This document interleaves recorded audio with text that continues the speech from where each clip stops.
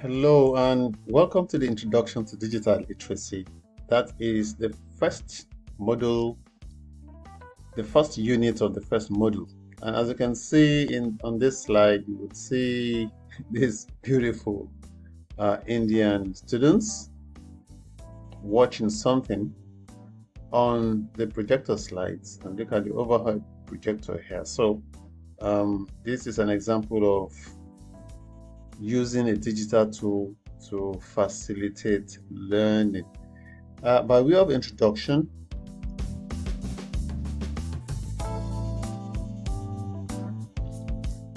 this module has 3 units. Basically, Unit 1 will look at digital literacy, what it is, the components, and its importance in education. In Unit 2, we're looking at an overview of essential digital tools that we expect all teachers to be able to be familiar with. Basic essential tools that every single teacher should be familiar with. And the module is going to end with how to set up and manage email accounts. We'll be looking at setting up a Gmail account and setting up an Outlook account. Now, what is digital literacy? Digital literacy is the ability to effectively, one, and then critically use digital technology. Effectively to use it to make life easier, to use it to facilitate the implementation of basic tasks, all right, and to save time in doing administrative works, for instance, and then critically, because you don't just learn how to use, you should also be aware that for every online dependent tools, it has its own shortcomings too. So you need to be aware of the use, of digital technology. It also refers to the use of tools and platforms to access information, manage information, evaluate information, and communicate information. There are 4 critical components of digital literacy. One is information literacy. When we say, oh, this person has information literacy, it means that the individual can search and find any kind of information digitally or online. The person can evaluate the information. Is this information a fact or fake? And then the person can also use information effectively. The second component is technology skill. Each person who would be described as being digitally literate should be proficient with devices like computers and smartphones. There are so many things you can do with your smartphone. There are a gazillion of things you can do with computer. But understanding the fundamental uses of these devices makes you digitally literate. The third component is communication skills. You must be able to share and collaborate using digital tools. We are going to be talking more about that in subsequent lessons. And the fourth component is safety and security.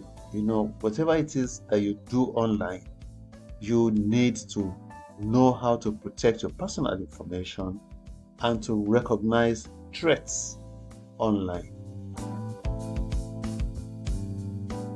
Now, what are digital skills? We have just discussed digital literacy. What are digital skills? It is the specific ability that enables you to dispatch or execute different tasks using digital technologies. For instance, you should be able to use word processors like Microsoft Words, Google Docs. You should be able to conduct online research effectively and securely. You should be able to collaborate on platforms like Google Workspace, for instance. You should be able to create multimedia content for your students, for yourself, for your businesses, and you should be able to operate educational tools in various forms as teachers and even as instructors in your various organizations. So these are skills that is expected that you should have, and they are basic because for every digital technology there is a basic use, there's the intermediate use, and there is advanced use of such technologies. So it's expected that you are starting with the use of the basic tools, which every teacher and every person should have all these skills. And then why is it essential that we spend time and money acquiring digital literacy? One, as a teacher, it enhances teaching and learning. You will appreciate that as we go on in this lesson. Secondly, it prepares you as educators, you as instructors and teachers are preparing students for the future. So using archival materials that you have been using for the past 10, 15, 20 years to teach students in 2025 is a waste of the students' time and a waste of every single resources that you have invested in such time. So you need to prepare the students that will be working in the digital world, in organizations that would put emphasis on digital skills. So you have to prepare them. All right. And thirdly, many educators, the older ones, were born before this digital explosion on our spaces. So you also need, as educators, to acquaint yourself to acquire the digital skills so as to be an effective educator, effective teacher, right?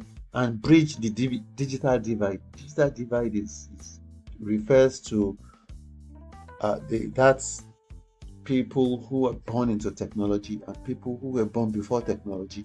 So the gap in between has to be filled if you have to be an effective person or effective teacher.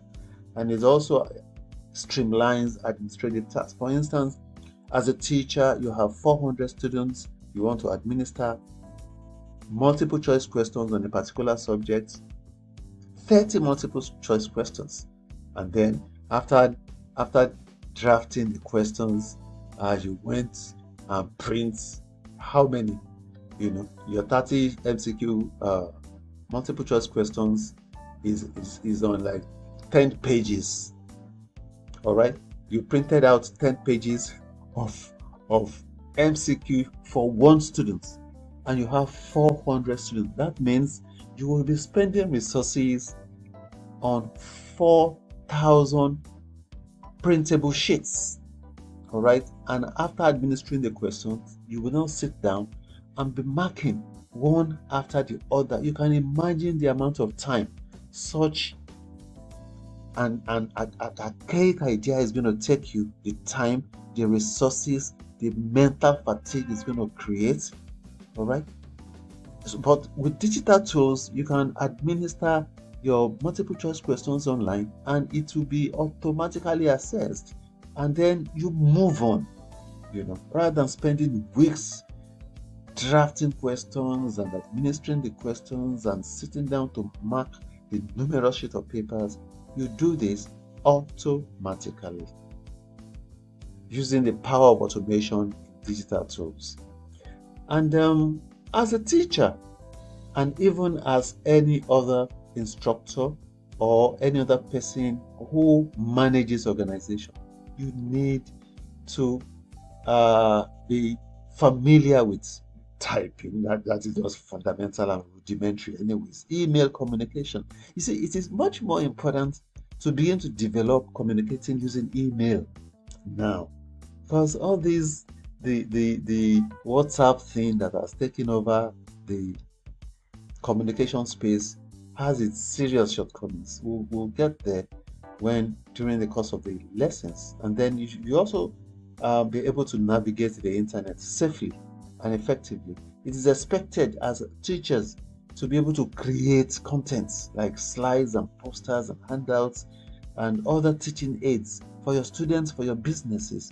You should also be able to collaborate digitally using digital tools like the Google Drive, Zoom, Microsoft Teams, Google Meet, and so many other tools that you can collaborate with.